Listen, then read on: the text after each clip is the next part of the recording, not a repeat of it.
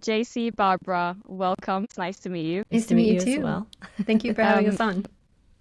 And let's just start with a quick introduction. So if you could tell me about yourself. So what do you do? What is your background? And where does the interest in CIRS come from? Well, my background has very little to do with CIRS. I worked in audiology for a really long time. So, I mean, there's a little bit of overlap there between vestibular issues and CIRS. Now I work in sales, like as my full-time job, but we also have a group of people who are healing from CIRS. Barbara and I were diagnosed at the same time, and so we really thought other people would like that same level of support that we had in each other.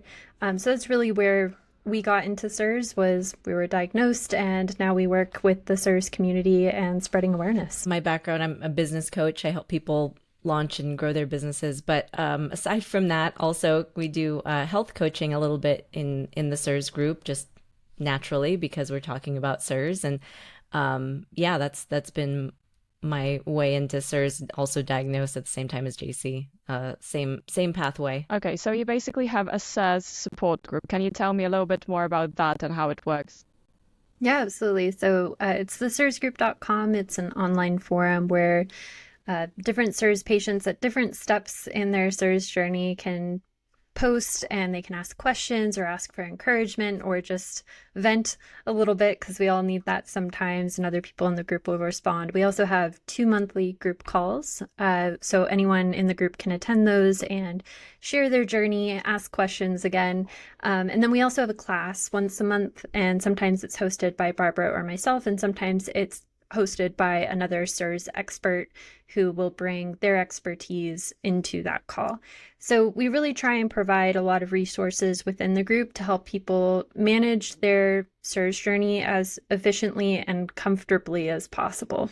Yeah, because I actually joined your group at the beginning when I was getting diagnosed with CIRS, and I think this was like the best source of information that I came across on the internet, because the Facebook groups, they just weren't of really good quality, you know?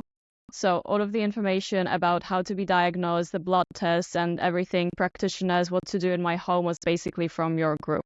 So this is basically why I reached out to you as well. The issue with the Facebook groups, I think, is because they are free, which is great. If you don't have resources, it's good to join a group, but then you just have like too much. It's too many people. It's too, like, no one's really moderating what's being said, all of that stuff. So I'm glad that those resources exist, but to your point, it can be hard to sift through what's good information versus bad, especially for yourself. And so we hope that we are fostering a good environment in the CIRS group to collect as much good information. And of course, we also push the fact that everybody is individual. So as much as we believe in the Shoemaker Protocol specifically as the best treatment and the only clinically proven treatment for CIRS, at the same time, we know that there's certain supportive modalities, different types of therapy, you know, for your mental health.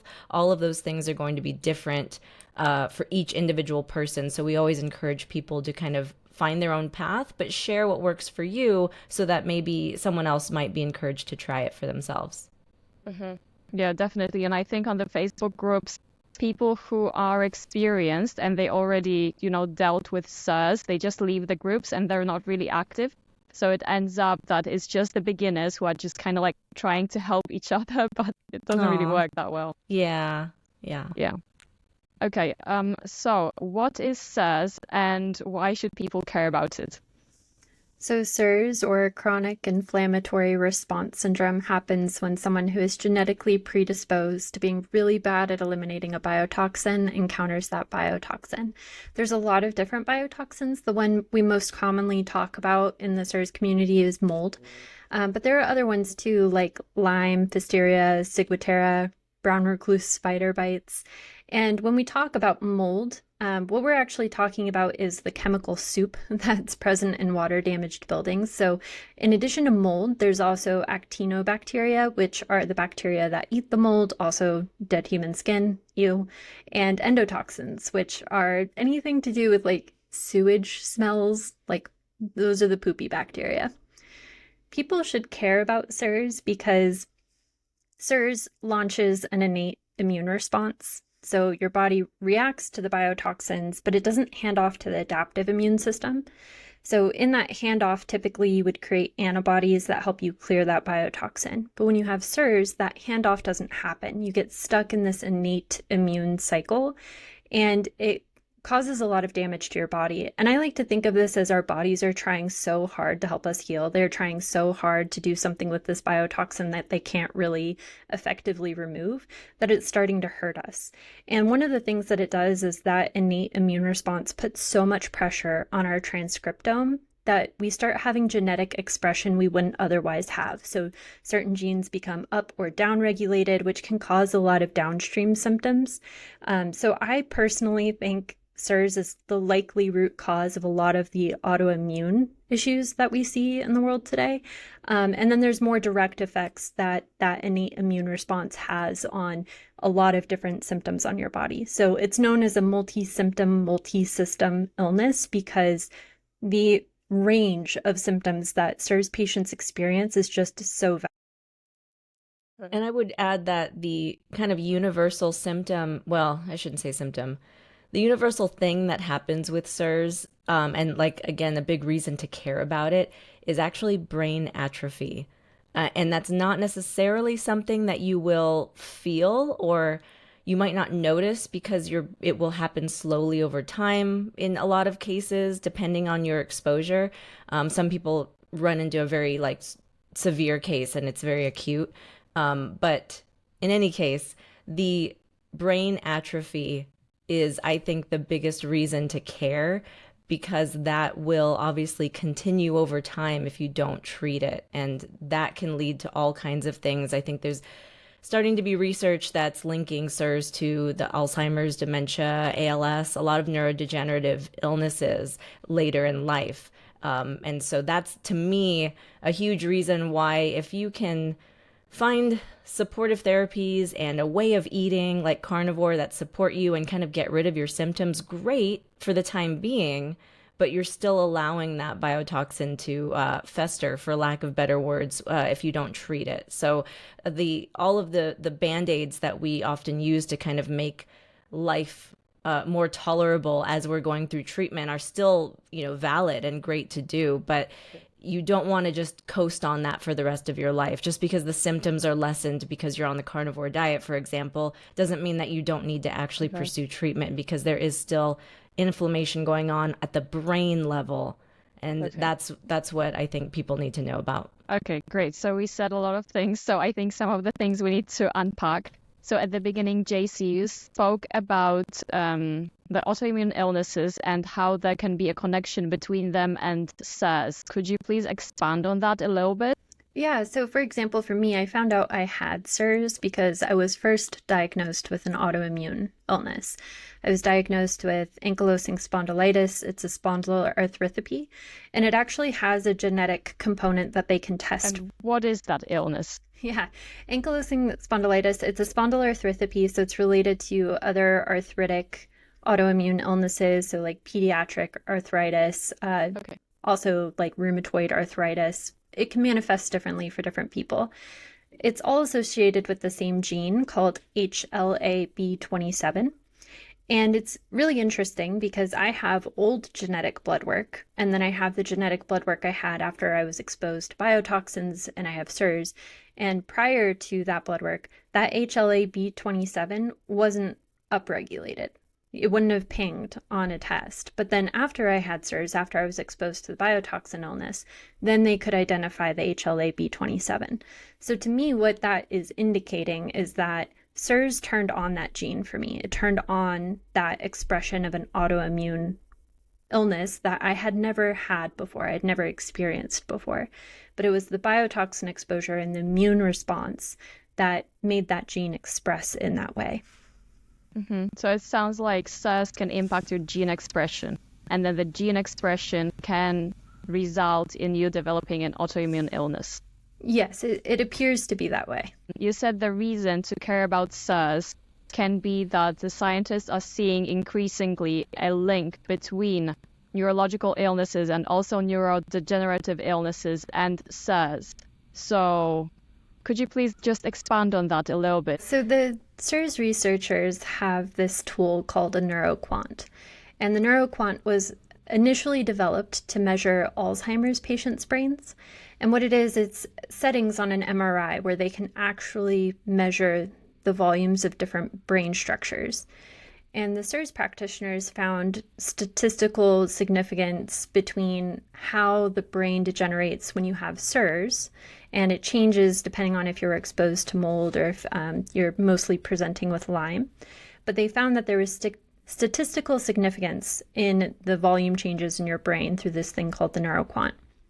And what they found is that a lot of those changes that they see in CIRS patients are kind of the preliminary stages of what they see in things like Alzheimer's and things in what they would see in ALS or Parkinson's.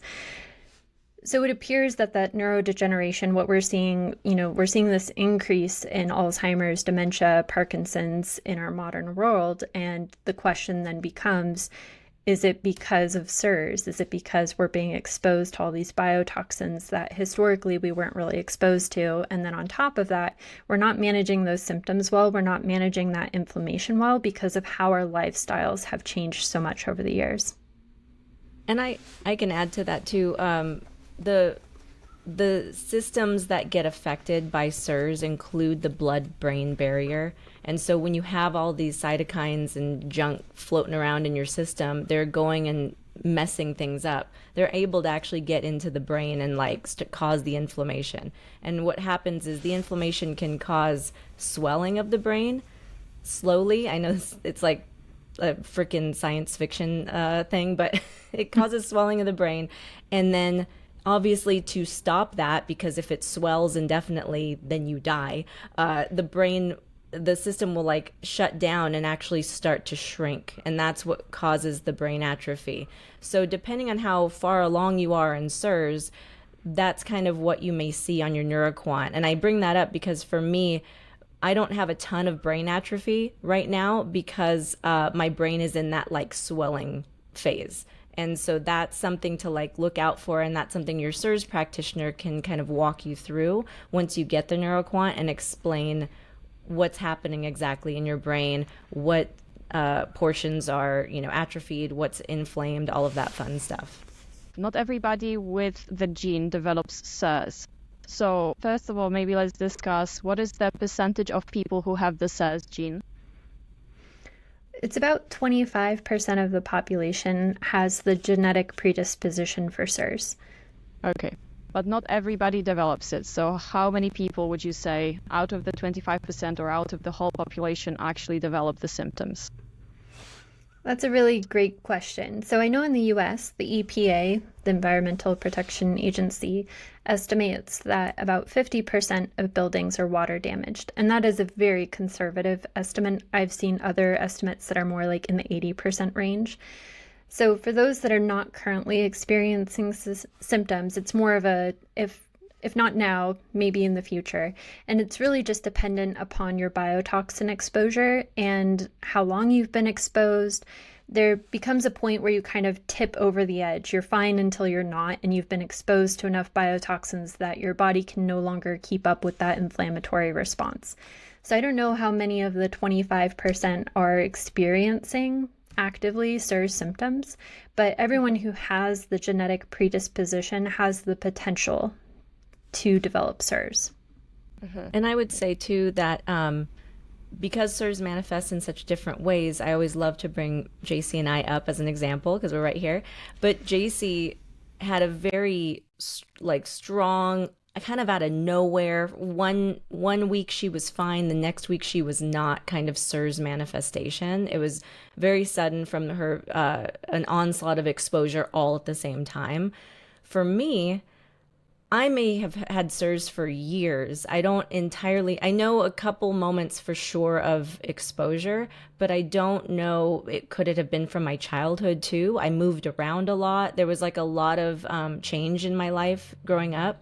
So I guess my point is my symptoms were so slow to develop and just over time that I normalized it for a very long time. I just kind of thought everybody had GI issues. I kind of thought everybody had trouble sleeping. There's a lot of stuff that I chalked up to, oh, that's just how my body is. And I know for people who are older than me, they might chalk it up to, oh, it's age. Oh, I'm getting older. That's why I don't remember things. That's why I walk into a room and forgot why I walked there. You know, like all these things we've normalized as a whole society, the whole world. We normalize getting older with these things coming up.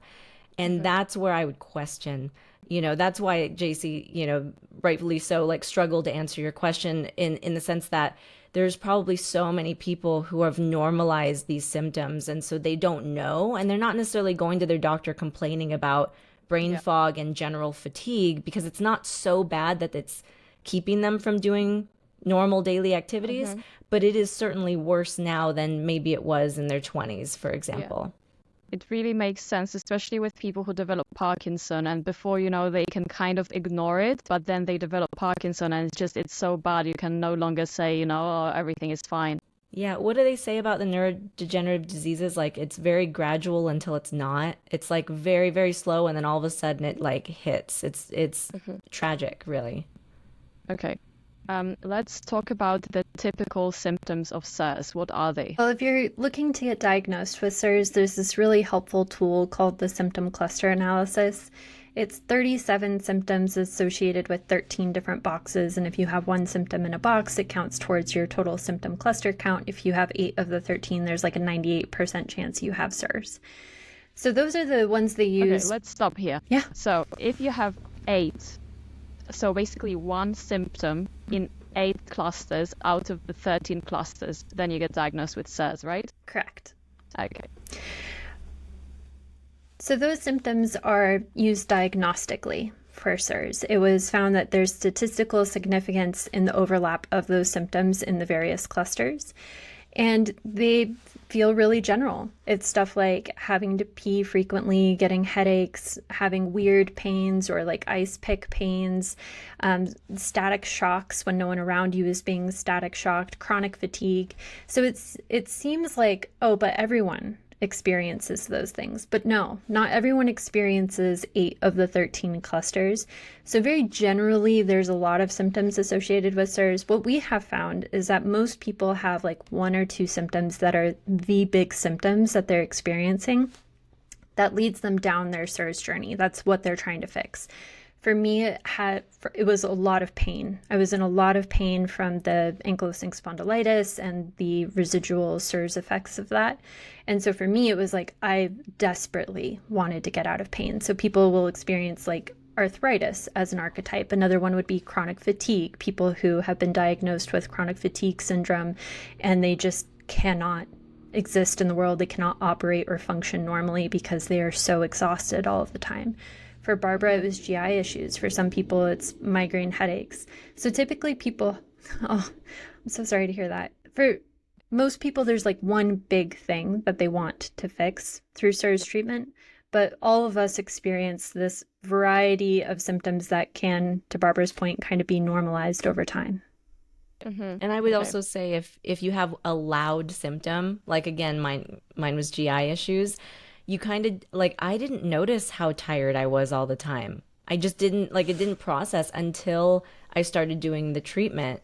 And a couple months into that, I thought, oh my God, I have energy. Like, where did this energy come from? And I realized how tired I was. And it's funny what you don't notice at the time. My boyfriend tells me now, you know, back when I was really sick, I would complain all the time about how tired I was. And I never had energy to do anything but like eat dinner and like sit in the evenings after work, you know? So it's, again, the normalization of some of those things can really sneak up on you. But my focus was the GI, to Jacie's point. And then as I went through treatment, I realized some of these other symptoms were getting better that I didn't even totally realize that I had.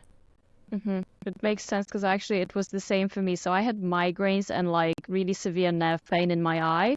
So that was really bad. But then I went on holiday. So I basically got out of mold. And when I went on holidays, I realized how tired I was all the time. And before I was in so much pain, I didn't even pay attention. So it does make sense. That's a really good tool, by the way, that you did accidentally. I think all 3 of us actually did this accidentally. We left an environment and went oh wow, I feel better. That's Yeah. unfortunately, if you don't have the money or the ability to test your home, it is like a good way around that, at least for yourself, to know, like, is your home safe to go? Like, if you can afford to basically take a vacation and you don't have to go anywhere fancy, but just go try to go somewhere that's hopefully clean or dry or different climate. Try something like that if you can. And if you feel better, like you experienced, then that's a really good, unfortunately, it's a good indicator that your home is probably not safe. Mhm.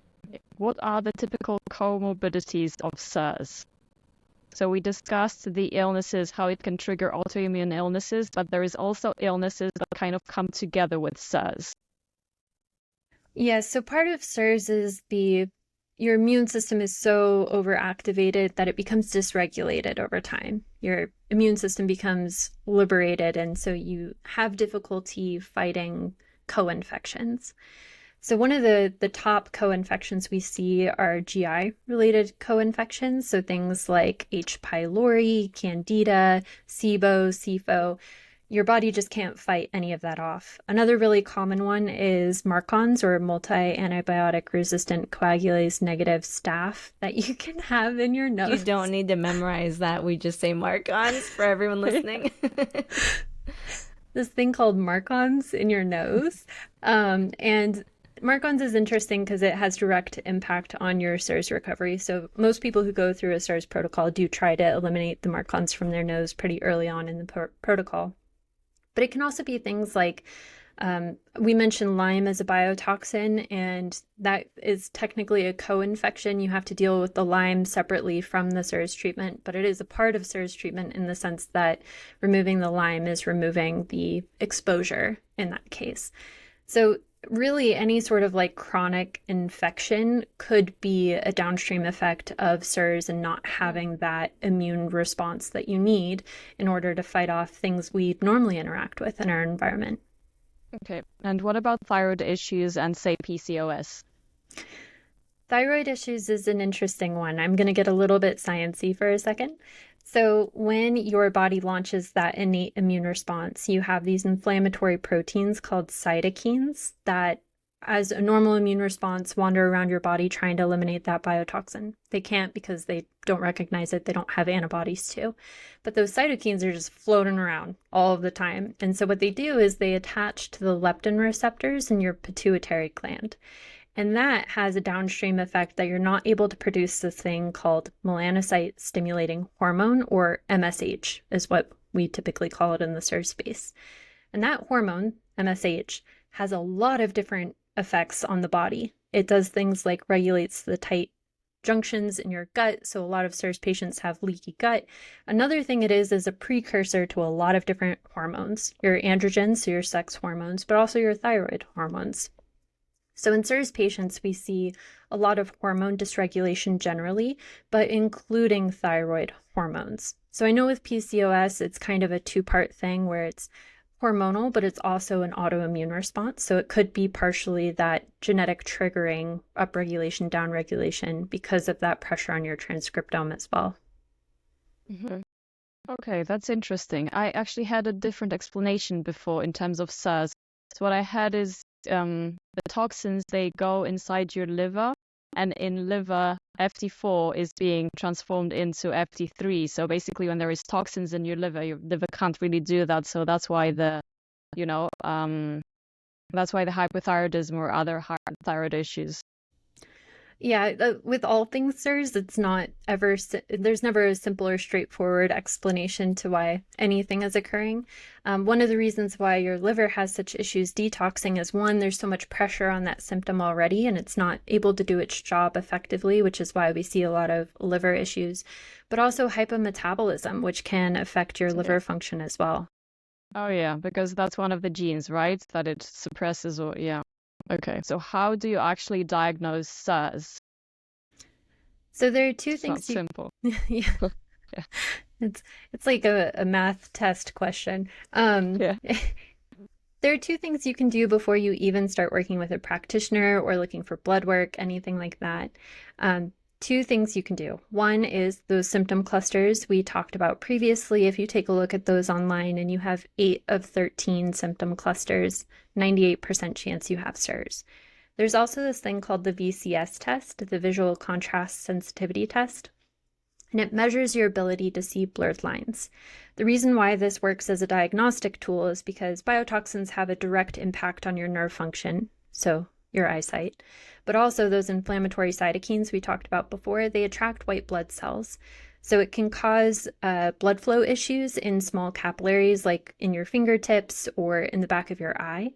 And so you lose the ability to see these blurred lines over time as you're exposed to the biotoxins. So if you fail the VCS test and you have 8 of the 13 symptom clusters, you have a 98.5% chance you have CIRS. And then typically people would move on to the blood work. It comes in 2 parts. One is testing. Let's just stop on the VCS test for now. So how does it actually work that, I can't see contrast and therefore I have CIRS? Like, what is the link there? So the VCS test by itself isn't diagnostic of CIRS. The VCS test was actually developed by the military to test fighter pilots to see if they could fly if they had been exposed to any toxins that would make them a risky pilot. So it is used in other functions or other formats as well, but it works well for the biotoxin illness because there are 2 columns on the VCS test, column C and D, where if you have been exposed to a biotoxin, those scores will fall. And so not only can you use it as a diagnostic tool to test your ability to see blurred lines, but post-treatment, you can also use it to test exposure. So if those scores fall in column C and D, it's indicative of urine exposure because you're no longer able to see those blurred lines. So I actually passed VCS, but I did not pass the symptoms.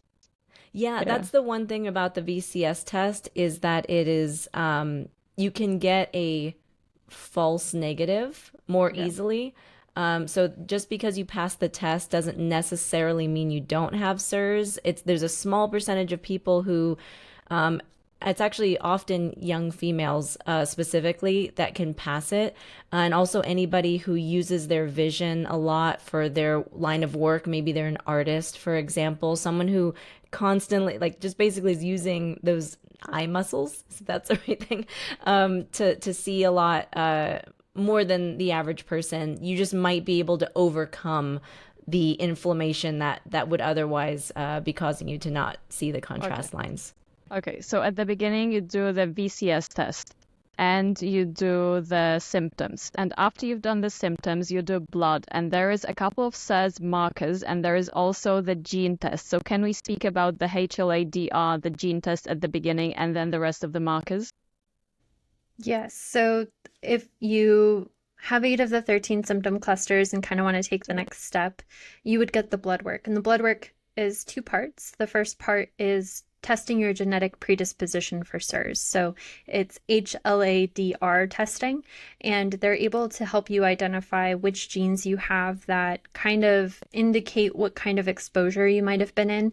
It might not be your current exposure, and all of the genes they'll experience biotoxins in the same way once it's triggered. So whether you have a quote-unquote mold gene or a Lyme gene, once your CIRS has started to become active, it doesn't matter if you're exposed to Lyme or mold, you're going to respond in the same way.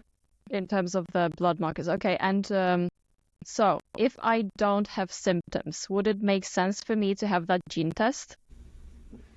Personally, I don't see a downside to getting it because it's knowledge, right? Knowledge is power. And if you are aware that you have this predisposition towards CIRS, it might change the way you make decisions in your life. For someone who, is predisposed to CIRS, I would just suggest being more careful in selecting where you live, where you work, to make sure that you're not building up exposure to a point where it is going to trigger your CIRS symptoms. So just so people can understand, what does it actually mean if you do have that gene, and what does it mean if you don't, if you are exposed to mold or any other toxin? So mold exposure for everyone is not a good thing, right? Like we're not supposed to be living in these toxic environments, and biotoxins do have a direct effect on your nerve function. It's why we hear a lot about black mold in the media. Not only is it impacting your nerves, it's impacting your lungs, which is a huge part of black mold specifically, but all molds to a certain extent release toxins and are not good for us to be breathing in long term. The difference for someone who has the predisposition for CIRS is that our bodies can't actually detox those biotoxins, and that's where the immune response comes from. So you could have two people living in the same house with the same exposure. One person develops CIRS because they have that genetic predisposition, and the other person, once they, leave that environment, could be totally fine. Mm-hmm. Okay, so what happens if, say, for a person who does have the predisposition and they're exposed to mold and then they leave, then what happens if the body can't detox? All that fun stuff keeps floating around in your body, causing havoc until you actually take steps to remove it, unfortunately. Okay. That said, some people, well, I guess I won't say most, but a lot of CIRS patients will still feel better outside of exposure, because you're at least stopping the onslaught of attack that your body's receiving by getting out of that situation. So you should feel better to a degree, but you'll never fully recover the way that a non-genetically susceptible non-CIRS person would. They would eventually get better because their body would actually be able to identify those biotoxins in their body and eliminate them for them. But when you have CIRS, you have to take binders basically to get rid of them out of the body. Yeah. So if you don't yet have the symptoms of CIRS, but you know that you have the gene and you know you had exposure, how can you use that knowledge? What I would do is I would still help my body remove those toxins. I think the toxin bucket is a familiar concept in health spaces where your body is a bucket, that bucket fills up with toxins over time. And then you have a spout at the bottom, and the spout is your ability to detox. With CIRS, it's like our spout is turned off. So those biotoxins are still floating around in your body. So what you're doing is, even if it's not triggering CIRS symptoms yet, you're just going to compound that exposure until you remove those biotoxins. So for me, I think I would probably go on a binder. Yeah. I will also say that I think it's probably a rare situation that somebody comes to CIRS at all, or even comes to Carnivore at all, any other big change in their life. If they're starting to play with like different diets and because they're trying to find a way to feel better, you've got, obviously those people are experiencing symptoms. The hard part about CIRS is it is a complicated illness. We've been talking about it like for 40 minutes now, and we're still like unpacking exactly what it means and what you can do. We haven't even really talked about yet what you can do to like fix it or treat it. But it's such a big thing that I think people who come to CIRS treatment, they are already at the point of feeling like actual garbage. And so that's kind of the motivator for finding treatment, seeking it out, and completing it. So I think that's why we're thinking about like, what would we do if we knew about this, but we didn't feel bad? Because I would venture to say nearly 100% of people who come to CIRS treatment and start to pursue it are feeling like garbage already. Yeah. Like that's a big reason they even showed up in the first place. Yeah. But I think if you know before, then it seems like the binders kind of replace that better gene for people who have CIRS. So basically you can just start taking binders before and you can prevent CIRS, because when it happens, it just really sucks. Yeah, and to your point, a lot of our members are parents. And so they thankfully, this is a gift for their kids, unfortunately, genetics, but at the same time, the kids, they can test their kids and see if they have the same gene, because, maybe the other parent doesn't, maybe the kid gets lucky, but once you test, then that child can go through life with this knowledge of what's to come. So, to your point, exactly, these questions are great for those kids in that situation, and hopefully they are not in exposure yet, and they can find ways to avoid it as they grow up and go through life. Okay. And so we have the test, then, the gene test, then we have the markers. So there is 12 markers. Yeah, let's not go into all of them in detail, but there is, 12 markers. Let's just say that. And then there is also the Genie test. So what is that test? What does it show? So the 12 markers that we won't name specifically, it's interesting because they are testing your innate immune response. So it's a type of blood test that a lot of people wouldn't get in routine blood work. I just wanted to throw that out there in case anyone was wondering if they could perhaps get a diagnosis based off of blood work they've had previously. So it is important to know that they're testing really specific innate immune markers because, again, it's not going to activate that adaptive immune system that you would see if it was a typical infection or even autoimmune blood markers. Yeah, we can link them after. It's just there is a lot of them, and probably the most important one is MSH, right? So we kind of already discussed. Yeah, absolutely. And then the Genie is another genetic test, but this one is testing genetic expression. So genes that are upregulated, genes that are downregulated. And again, the Cirs providers have found statistical significance in the up and down regulation of certain genes to identify. One, they can kind of indicate which kind of biotoxin you were exposed to. So Lyme will light up the Genie in a different way than mold would. And it'll also show you if you're having specific downstream effects of the CIRS. So for example, hypometabolism is one that a lot of CIRS patients experience, and they can identify this through the Genie. Could you tell me a little bit more about the genes that could be up or down regulated on the Genie test? There's a lot of them. So there's, I think, 127 different genes on that test. But I can talk about kind of the categories of genes that would be up or down regulated. So a lot of them have to do with your detox processes. So I think a lot of people are familiar with MTHFR gene. It's known as, if you have that gene, you're not good at detoxing. Okay. I am familiar with it, but I think a lot of people aren't. So yeah. So there are detox genes like MTHFR that could be up or down regulated based on the Genie. As I mentioned, the hypometabolism is another huge one for a lot of CIRS patients. Thyroid issues is another category. And then, as I mentioned, Lyme is one as well.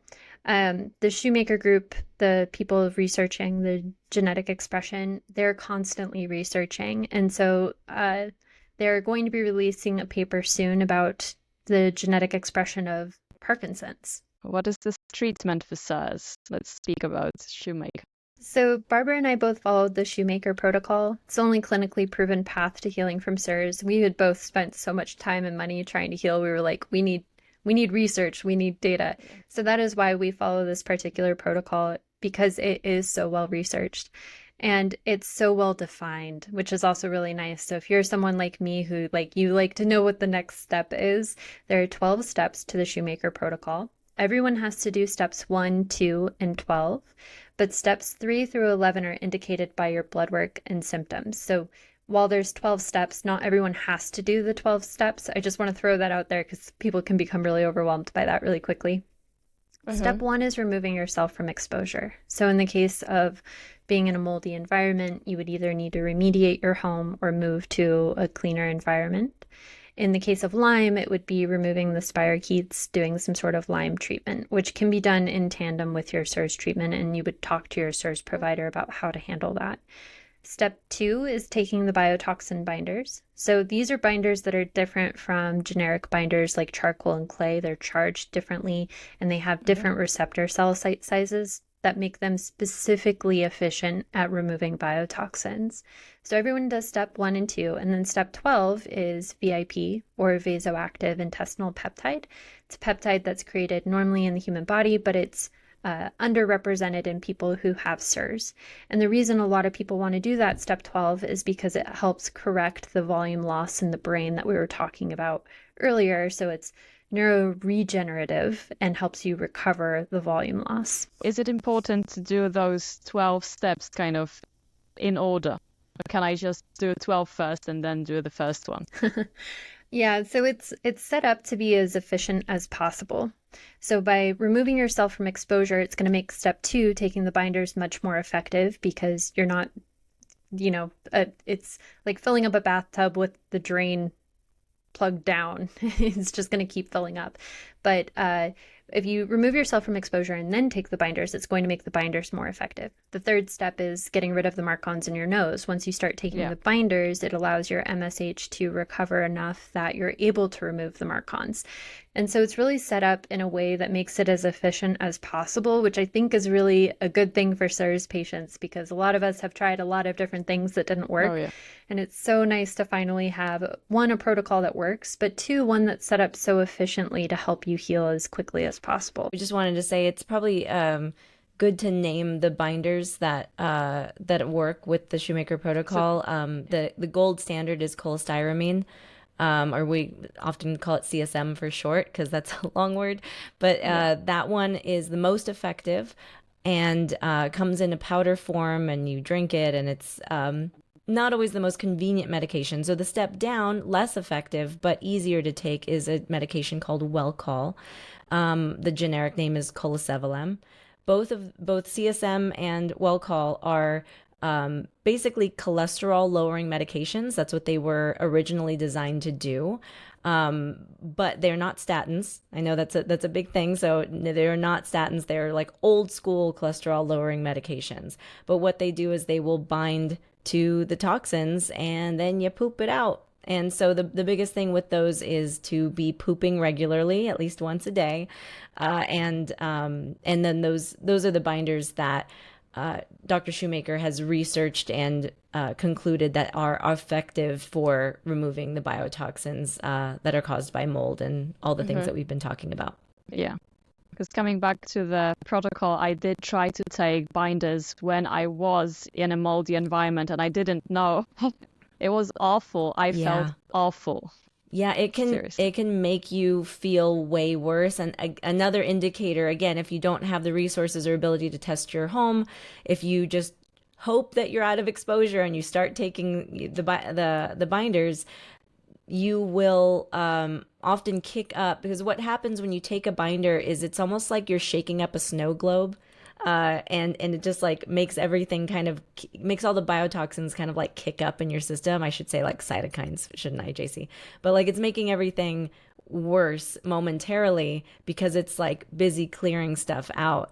But the problem with that is every single time you take a dose, it's kind of doing that to yourself. And if you're already in exposure and getting more inundated with outside issues and you're kicking up stuff inside, yeah, it's a really, really bad situation. But it's a good learning lesson for anyone going through the protocol that, oh crap, I might still be in exposure. And so maybe you go back to step one, and talk to your doctor. They may have you stop taking binders and first sort out whether or not you are in exposure where you're living, and figure out a different situation for yourself before you continue. I would say it's really important to get out of exposure first, because then it's just not going to work. It's it's absolutely necessary. What are the ways to test your home for mold? The gold standard is this dust test. It's testing genes again, or DNA. It's testing the mold DNA. It's called either the ERMI, ERMI, or HERTSMI, HERTSMI.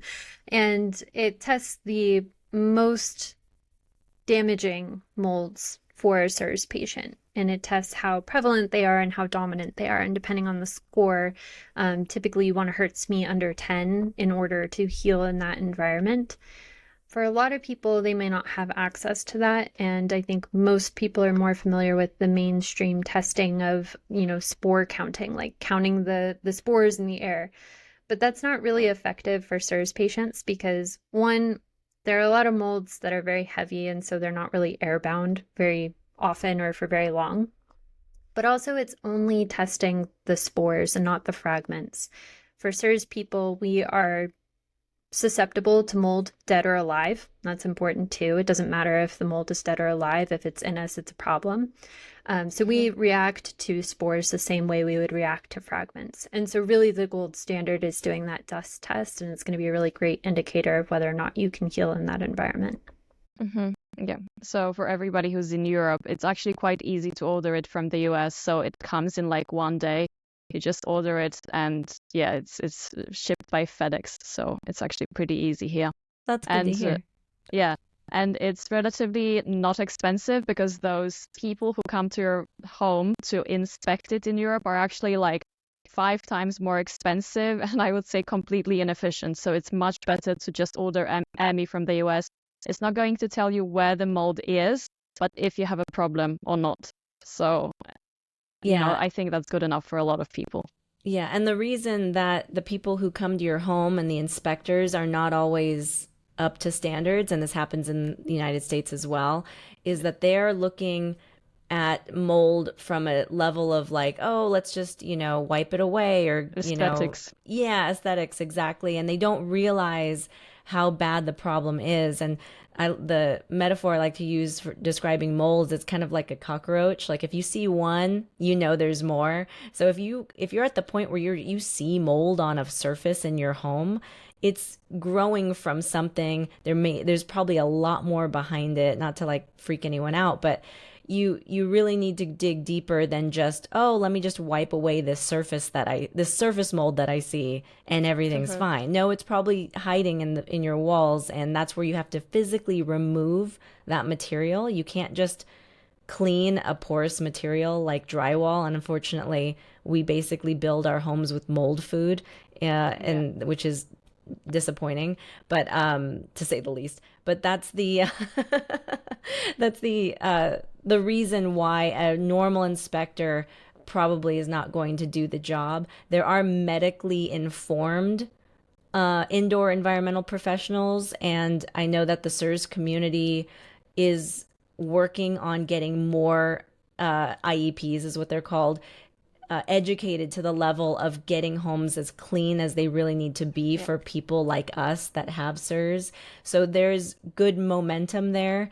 And there are professionals out there that you can hire that will know what the heck they're doing. But because they're so few and far between, it is a good idea to do the test yourself. It comes with really great instructions so that you can do it the correct way. And then that information is going to hopefully inform what you do next with your environment. Perfect. And what are the steps that I can take in my home to make sure that, well, I minimize the possibility that I'm going to have mold there? You really want to avoid water intrusion. That's the big thing. It's the water damage that allows the mold to grow. So there are some preventative things you can do, like just general home maintenance, especially making sure like your roof is good and you don't have any leak points from the outside of the building. But for a lot of CIRS patients, the water damage is actually happening from inside of the building. I know that earlier this year, I had a leak in my bathroom because my air conditioning unit started to leak. And so I noticed that the plaster on the ceiling was starting to bubble. And really what you need to do is remove the moisture within ideally 24 hours, 48 hours at the absolute max, and remove a significant amount of whatever material was wetted. I think it's 12 to 18 inches outside of the water damaged area. So the better thing to do, if you are having a water intrusion event, is to put mechanisms in place to prevent significant damage from happening. And the easiest, cheapest way to do that is with moisture alarms. So they're only a few bucks at a hardware store, and you can put them under sinks. For me, I put one up in my AC unit just in case that thing ever leaks again. And we actually got a really great tip from Michael Schrantz, who is an IEP, and he said, line the bottom of, whatever that moisture meter is sitting on, line it with paper towels. That way, if the leak happens in an area other than exactly where the moisture meter is, it'll wick the moisture to that moisture meter. So if those moisture meters get wet, they alert you to, hey, you're having a leak. You can stop it as soon as possible and remove the damaged materials as quickly as possible, and ideally dry it out within the 24 to 48 hours.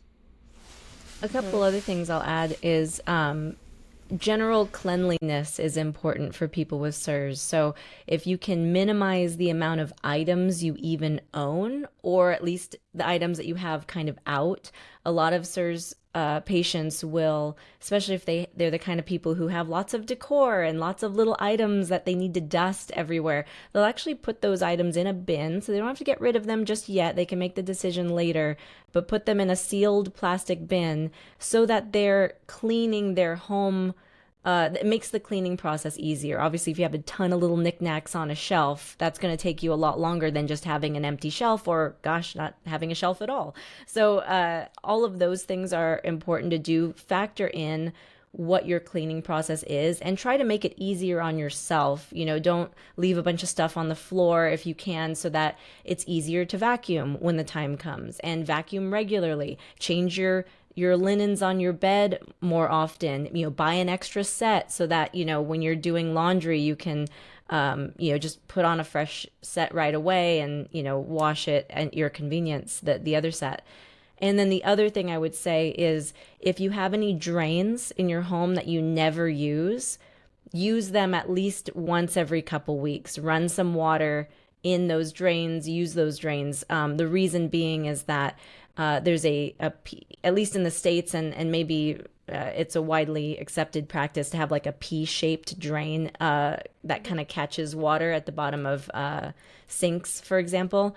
And any drain that exists, really, you'll want to make sure that's filled with water, because if it's not, if it evaporates because you never use the drain, the sewage smells, any of that stuff can actually come back in and into your home. So you just want to make sure that just use all the drains in your house as regularly as you can, and you should be able to avoid some of that. And the two tips that I just talked about are more for the actinos and the endotoxin factor, and what Jacie talked about was more for the mold factor.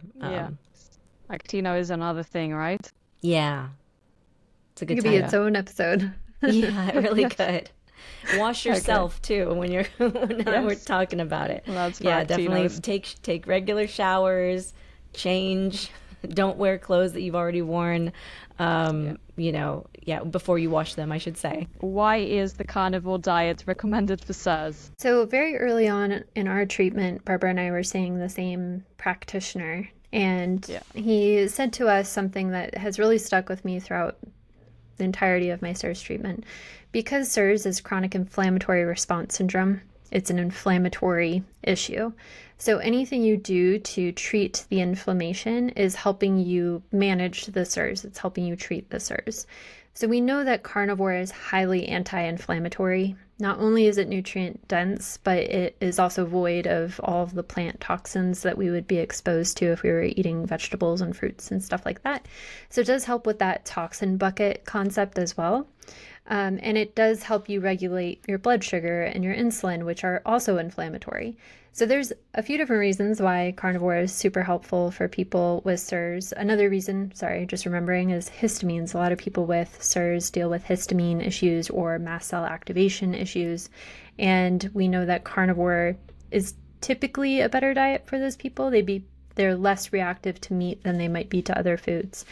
So it's really more of a adjunct therapy. It's a supportive therapy to a CIRS protocol. It can help you manage the symptoms of CIRS, but it's not going to help you achieve root cause healing if you do have CIRS.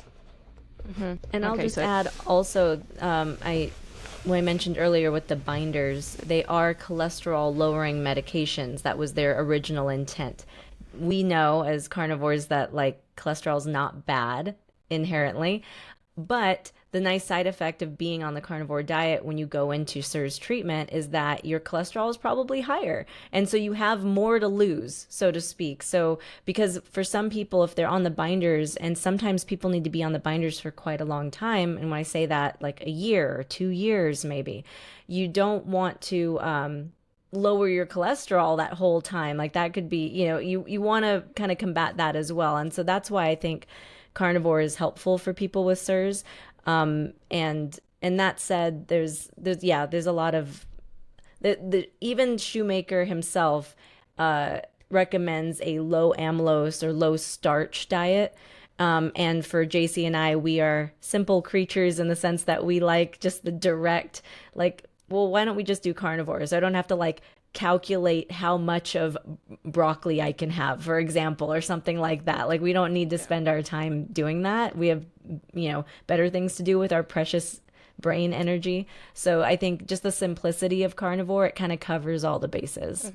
Okay, and for anybody watching who would like to ease the symptoms without going on a carnivore diet, what is low amylose diet? Yeah, so Shoemaker himself will say there's no specific diet recommended for CIRS patients, but there are a couple of steps in the Shoemaker Protocol that require you to eliminate gluten. And then there's a couple steps that require you to eliminate amylose.